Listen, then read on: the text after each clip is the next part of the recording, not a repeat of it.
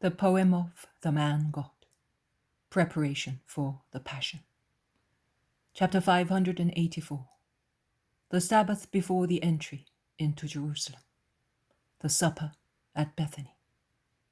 28th of March, 1947. Supper has been prepared in the completely white hall where Jesus spoke to the women disciples. The whole white hall is bright and silvery, with a nuance not so snow-white and cold, cast by bundles of branches of apple or pear trees or other fruit trees, as white as snow, but with such a light shade of pink that makes one think of snow lightly touched by the kiss of a remote door. They protrude from pot-bellied vases or from slender silver amphorae, on the shelves, chests and dressers placed along the walls of the hall. The flowers shed the typical scent of blossoms of fruit trees through the hall, the fresh, bitterish scent of pure springtime. Lazarus enters the hall walking beside Jesus. Behind them, in twos or larger groups, the apostles. Last are Lazarus's two sisters with Maximinus. I do not see the women disciples, not even Mary. Perhaps they prefer to remain in Simon's house with the distressed mother.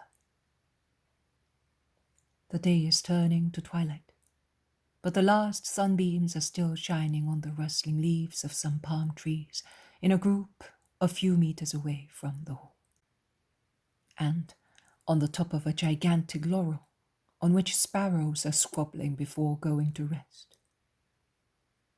Beyond the palm trees and the laurel, beyond the hedges of roses and jasmines, and the beds of lilies of the valley, of other flowers and sweet-smelling plants, there is a white spot sprayed with the light green of the early leaves of a group of late pear or apple trees in the orchard. It looks like a cloud entangled among the branches. Jesus, passing near an amphora full of branches, remarks, "They already had the first little fruits. Look, on the tops there are blossoms, whereas further down, the blossoms have fallen off and the ovaries are swelling." Mary wanted to pick them. She took bundles of them also to your mother. She got up at dawn, I think, lest another day of sunshine might spoil the delicate corollas. I heard of this destruction only a short while ago, but I was not so angry about it as the peasant servants. Nay, I thought that it was just to offer all the beauties of creation to you, the King of all things. Jesus sits down smiling in his place and looks at Mary, who, with her sister, is getting ready to serve as if she were a maid, bringing the cups of purification and the towels, then pouring wine into chalices and laying the trays of food on the table, as the servants bring them from the kitchen or hand them over after carving them on the sideboards. Naturally, if the sisters serve all guests courteously, their attention is particularly directed to the two who are dearest to them, Jesus and Lazarus. At a certain moment, Peter, who is eating with relish, says, "Look, I am noticing this. All the dishes are like the ones served in Galilee. I think, of course, I seem to be at a wedding breakfast, but there is no shortage of wine here as there was at Cana." Mary smiles, filling the apostle's chalice again with clear, amber-coloured wine, but she does not speak.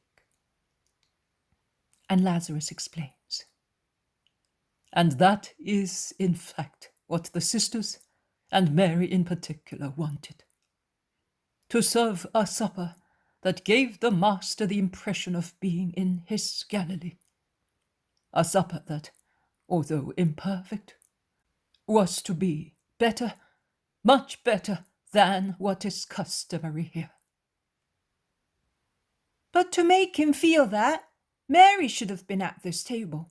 She was at Cana, The miracle took place through her, remarks James of Alphaeus.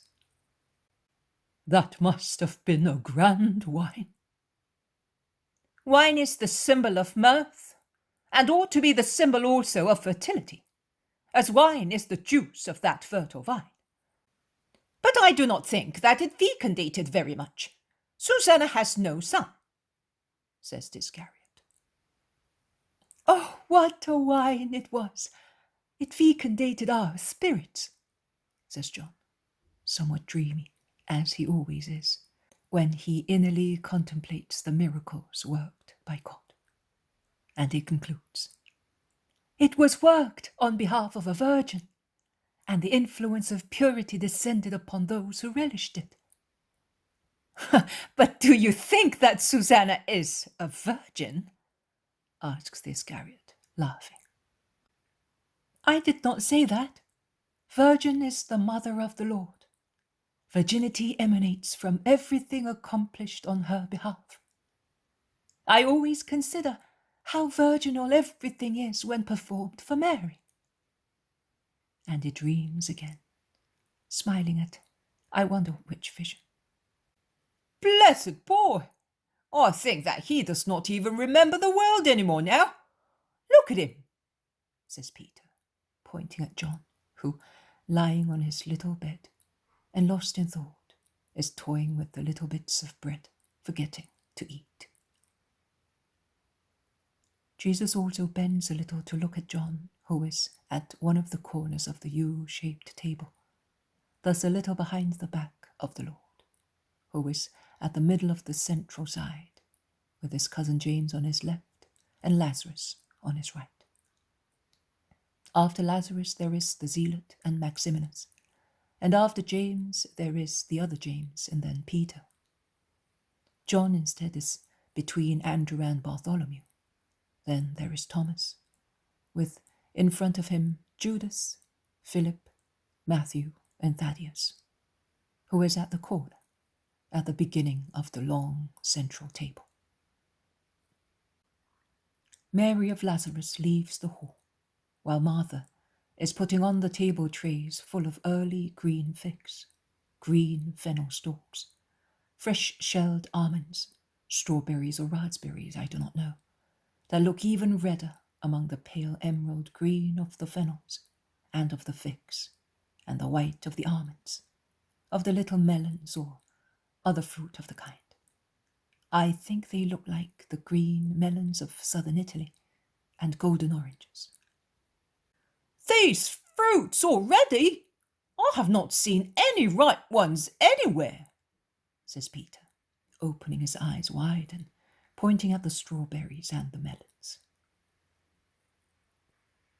Some of them came from the shores beyond Gaza, where I have a market garden of these products, and some from the sunny terraces on the house, the nursery for the more delicate plants that need to be protected from frost. A Roman friend taught me how to grow them. The only good thing he taught me. Lazarus becomes gloomy. Martha sighs. But Lazarus becomes at once the perfect host who does not sadden his guests. It is a widespread custom in the villas at Baia and Syracuse, and along the Sybaris Gulf, to cultivate such delights, with that method, to have them prematurely. Eat them. The last fruits are the oranges from Libya, the earliest, the melons of Egypt, grown in the Salaria, and these Latin fruits, and the white almonds of our fatherland, the tender broad beans, the digestive stalks tasting of anise. Martha, have you seen to the boy? Yes, I have seen to everybody. Mary was deeply moved, remembering Egypt. We had some plants in our poor kitchen garden. In dog days, it was a great joy to dip the melons into the well of our neighbor, as it was deep and cool, and eat them in the evening. I remember I had a little greedy goat, and we had to watch her, because she was fond of tender plants and fruits.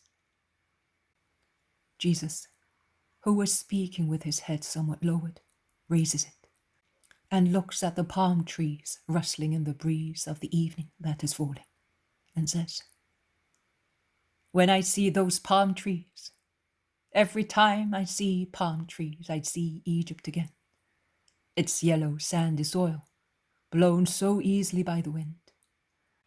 And far away, the pyramids trembled in the rarefied air, and the tall trunks of the palm trees, and the house where...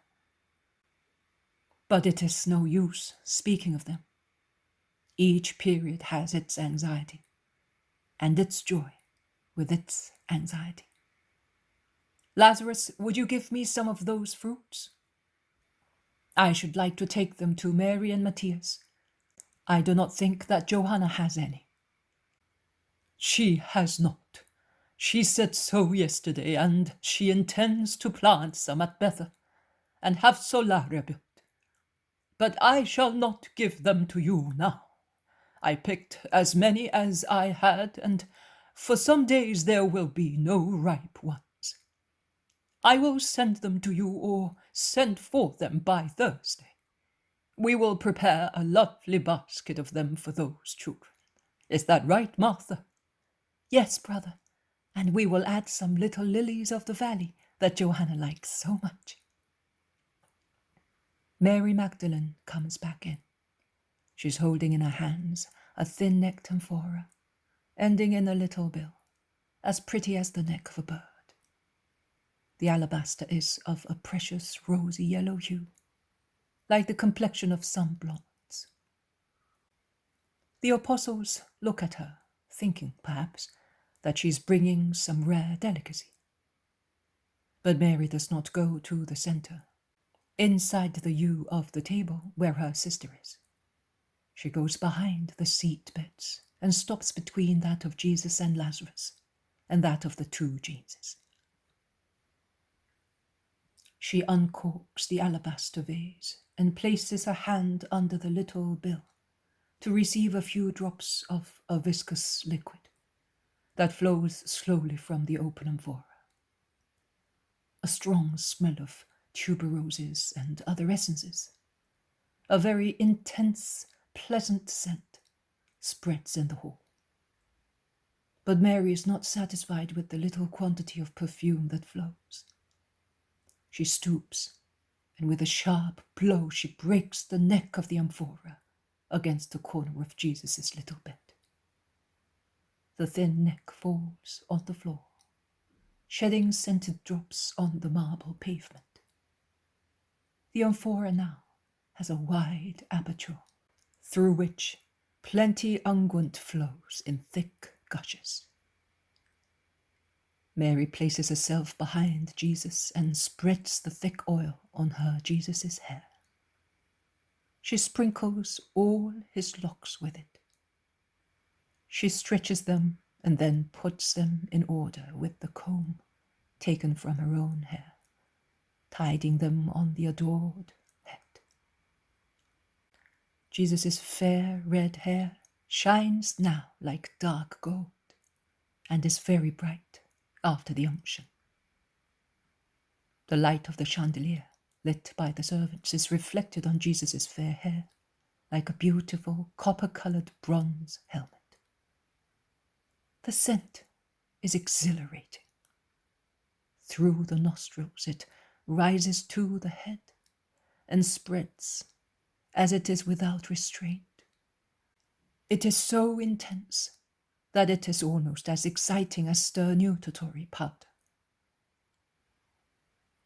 Lazarus, with his head turned round, smiles, watching how carefully Mary anoints and arranges Jesus' locks, so that his hair may look tidy after the scented massage, while she does not worry about her plaits, which, no longer supported by the wide comb that helps the hairpins to hold them in place, are falling lower and lower on her neck, and are about to loosen completely on her shoulders. Martha also looks at her, smiling. The others are talking to one another in low voices with different expressions on their faces. But Mary is not yet satisfied.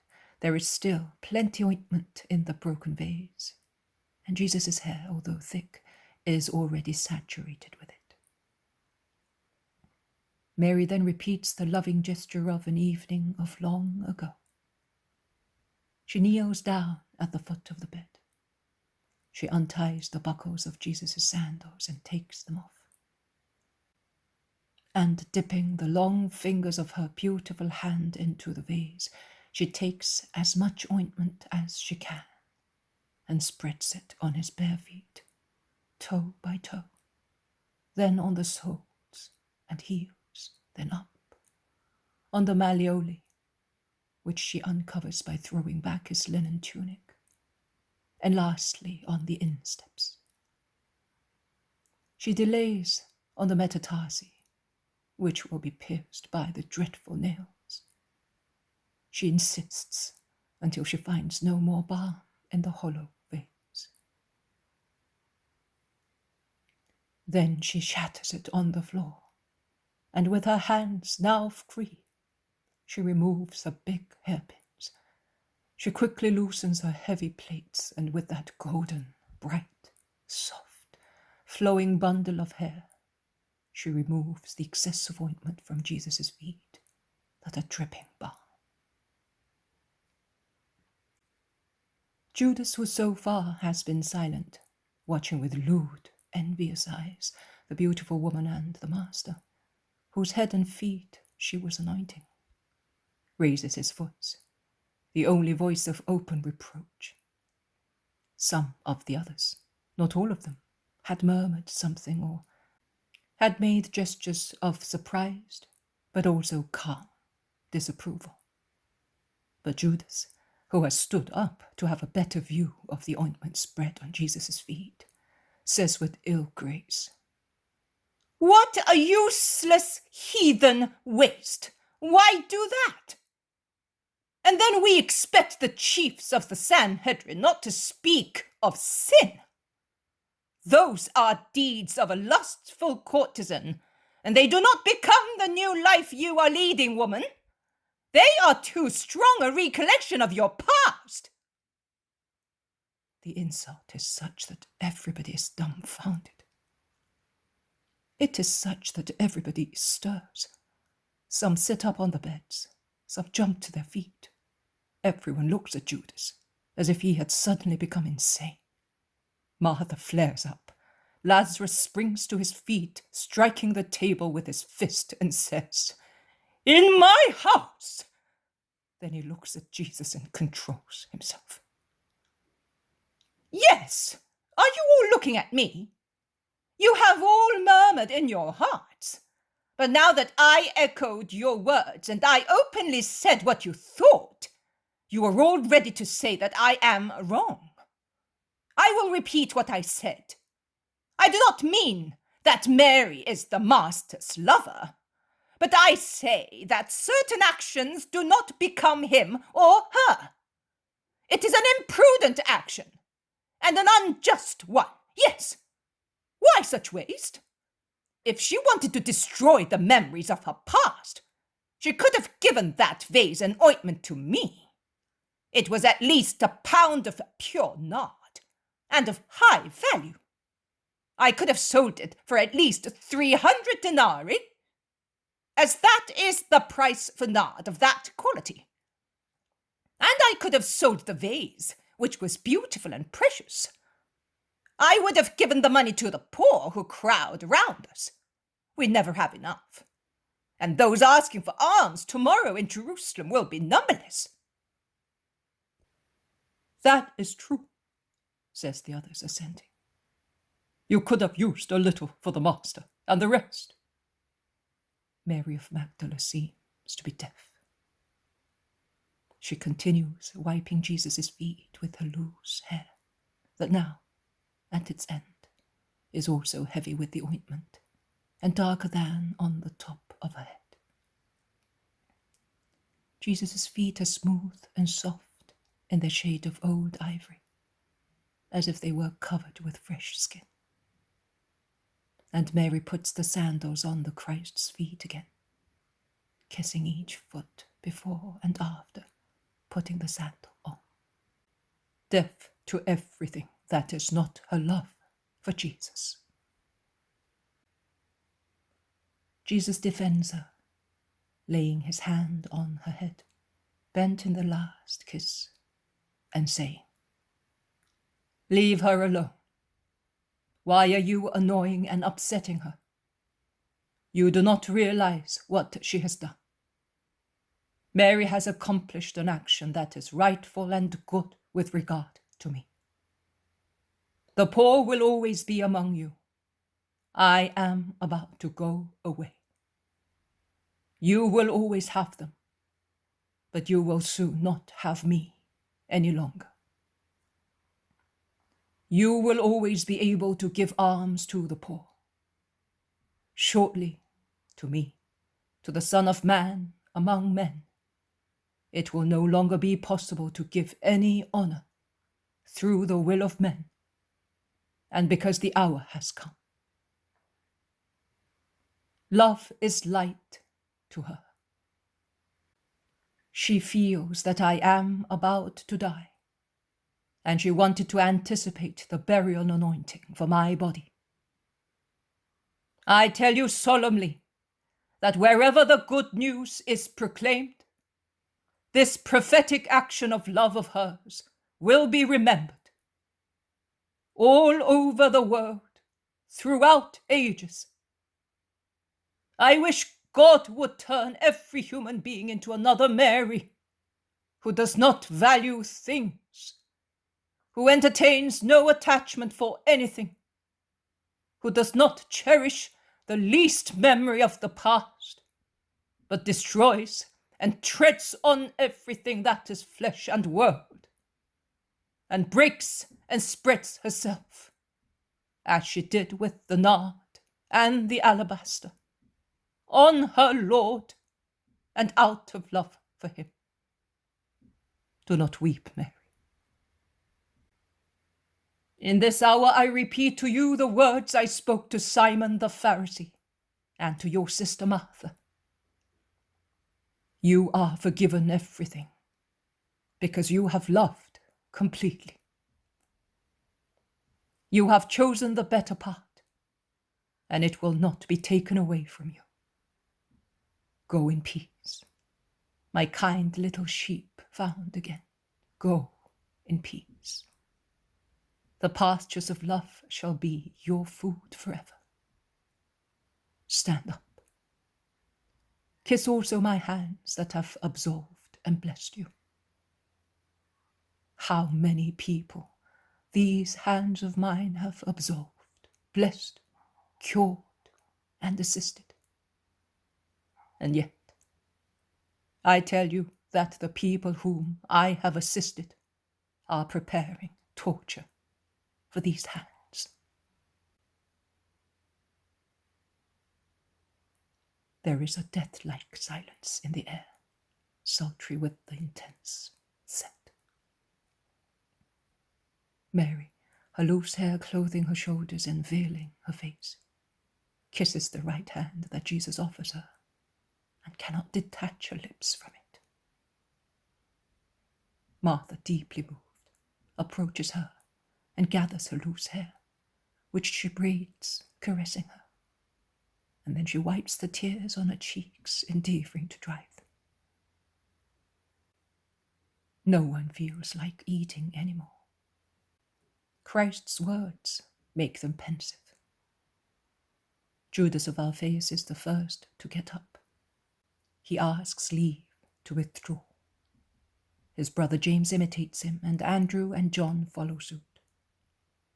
The others remain, but they are already standing, intent on purifying their hands in silver basins handed to them by the servants.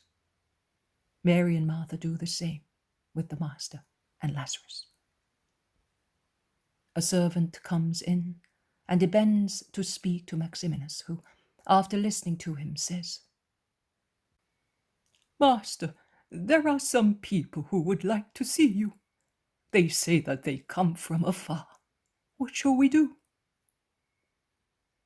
Jesus calls Philip, James of Zebedee, and Thomas, and says to them, "Go, evangelize, cure, act in my name. Tell them that I shall be going up to the temple tomorrow." "Is it wise to tell them that, Lord?" asks Simon Zealot. "There is no sense in being silent about it, because it is already mentioned in the holy city, more by enemies than by friends. Go." "As long as friends know, we know, but they do not betray. I do not know how the others can be informed." "Among the many friends there are always some enemies, Simon of Jonas. Now the friends are too many, and they're accepted as such too easily. When I think how long I had to wait and pray. But those were the early days, and one was cautious. Then the triumphs dazzled us, and we were no longer wary. And that was wrong.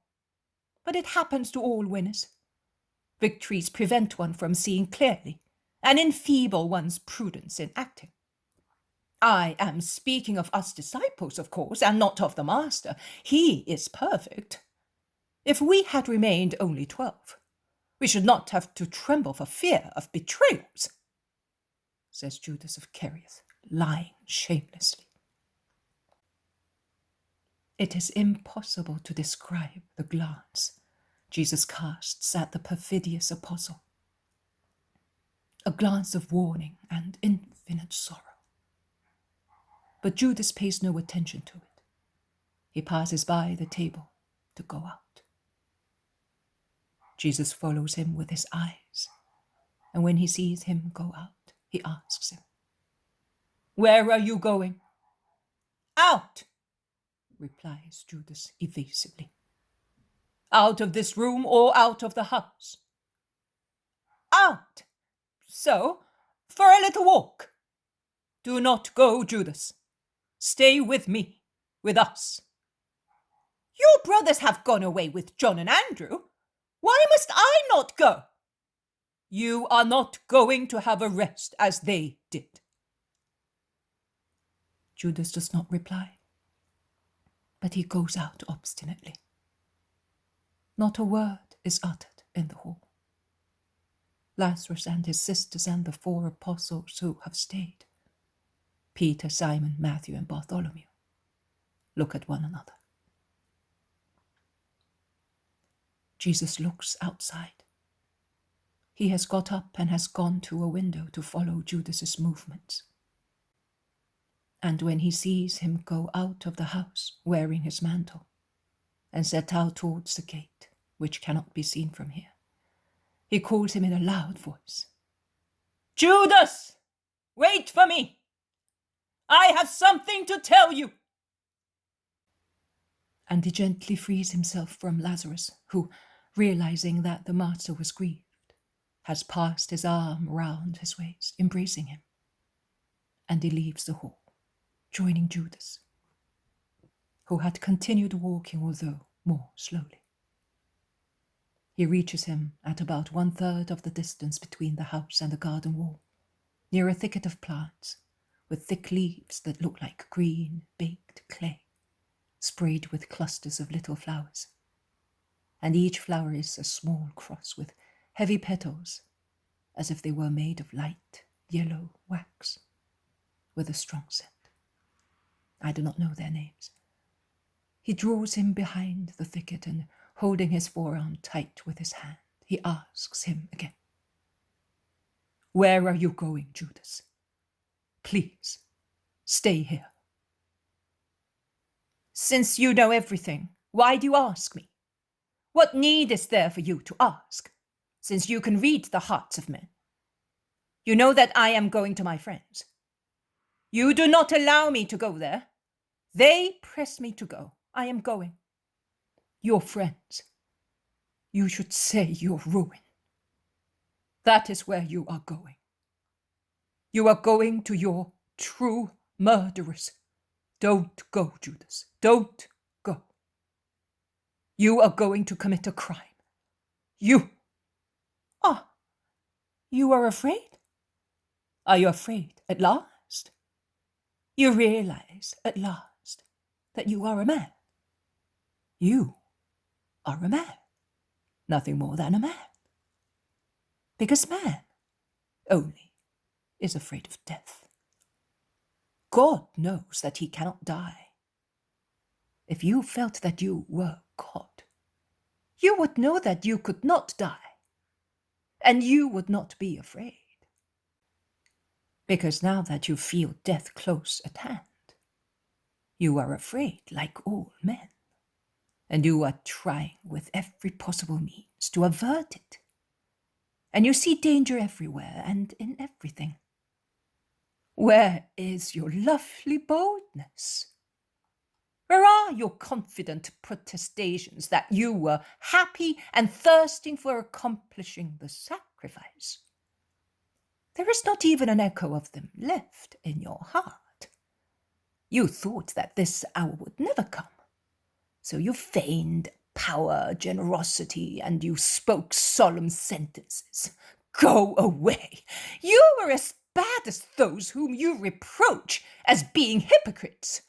You have enticed us and betrayed us, and we had left everything for your sake, and because of you, we are hated. You have brought about our ruin. That is enough. Go. Go away. Not many hours have gone by since you said to me, help me to stay, defend me. I have done that. To what avail? Tell me one thing more, and think about it before telling me. Is this your sincere will? To go to your friends, to prefer them to me? Yes, it is. I do not have to think about it, because for a long time I have wanted nothing but that. Then go. God does not do violence to man's will. And Jesus turns his back on him and goes slowly back to the house. When he is close to it, he raises his head, attracted by the eyes of Lazarus, who, standing where he was before, is looking fixedly at him. It is a very pale face that endeavors to smile at the faithful friend. He goes back into the hall where the 4 apostles are speaking to Maximinus, while Martha and Mary are directing the work of the servants who are tidying up the hall, removing the dishes and table linen used at the banquet. Lazarus has gone to the door, and once again he has embraced Jesus' waist with his arm. And passing near a servant, he says to him, bring me the roll that is on the table in my workroom. He takes Jesus to one of the wide seats placed in the cavities of the window, so that he may sit down. But Jesus remains standing, striving to pay attention to what Lazarus is saying to him. But it is evident that his mind is elsewhere, and his heart is grieved. Although when he realizes that the apostles are watching him, he smiles to dispel the suspicions of those who have approached him, surrounding him, and are whispering to one another, winking and pointing at the master.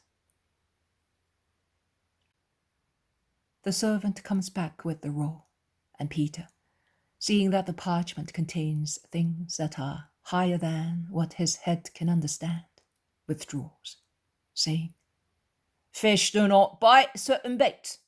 It is better to speak to Maximinus of plants and cultivations. Martha continues with her work. Maria, although silent, takes part in the conversation of Lazarus, who points out certain passages of the parchments to the master, saying, "Has this heathen not got a rare foresight, more than many of us? Perhaps if he had been here while you are our master, he would have been one of your disciples, and one of the best. And he would have understood you as many of us have not been able to understand you. And what a poem would have been inspired to his genius by his admiration for you. Your words, gathered and preserved by a spirit that is bright, although it belongs to a heathen. Your life, described by this open and limpid intellect. We no longer have writers and poets. You were born late, when the selfishness of life and religious social corruption have extinguished poetry and genius among us. What our wise men and prophets have written about you, without knowing you, has not found an echo in the living voice of one of your followers. Your favorites, your faithful followers are mostly people without education. And the others? No, we no longer have any Coelet to hand down to the crowds your wisdom and your figure. We no longer have them because the spirit and will are lacking more than the ability to do so. The humanly more chosen part of Israel is as deaf as a broken trumpet, and it can no longer sing the glories and wonders of God. My worry is that everything may be lost or adulterated, partly through inability, partly through ill will. That will not happen. When the Spirit of the Lord is settled in hearts, it will repeat my words and explain their meaning. It is the Spirit of God who speaks through the lips of the Christ. Then it will speak to the spirits directly and will recall my words. Oh, I wish that would happen soon, because they listen so little to your words and understand them even less. I think that the roaring of the Spirit of God will be as violent as blazing fire to engrave with violence in the minds of men what they would not accept, because it was kind and mild. I think that the flaming Spirit will burn tepid or torpid consciences with its fire, writing your words on them. The world will have to love you. It is the will of the Most High. But when will it happen? When I shall be consumed in the sacrifice of love. Then love will come. It will be like the beautiful flame rising from the sacrificed victim. And that flame will never go out, because the sacrifice will never end. Once it is accomplished, it will last throughout the time of the earth. But then you would really have to be sacrificed so that that may happen. It is so. Jesus makes his usual gesture of adherence to his own destiny. He stretches out his arms with his hand pointed outwards and lowers his head. He then raises it to smile at distressed Lazarus and says, But the immaterial voice of the Spirit of love will not be so violent as a roar, but it will be as sweet as love, which is as mild as the Nisan breeze, and yet is as strong as death. The ineffable mystery of love, the complement, the completion of my ministry, the perfection of my ministry as master. I am not afraid, as you are, that anything of what I have given may be lost. On the contrary, I solemnly tell you that beams of light will be cast on my words, and you will see their spirit. I am going away serenely, because I am entrusting my doctrine to the Holy Spirit, and my spirit to my Father. He lowers his head pensively. Then, after laying the roll, which gave rise to the conversation, on a kind of tall dresser or chest of ebony, or rather dark wood, all inlaid with yellowish ivory, that has been brought by 4 servants from the next room, and in which Martha is arranging the more valuable tableware, he says, "Lazarus, come out. I want to speak to you." "At once, Lord." And Lazarus gets up from the seat on which he was sitting and follows Jesus into the garden, where it is beginning to get dark, as the last daylight is fading away in the sky, and the early moonlight, which is just beginning to appear, is still too faint. Jesus says, "You will put here the vision dated 2nd of March, 1945. Farewell to Lazarus." Starting from the point, Jesus walks, turning his steps beyond the garden where is the sepulchre in which Lazarus was buried.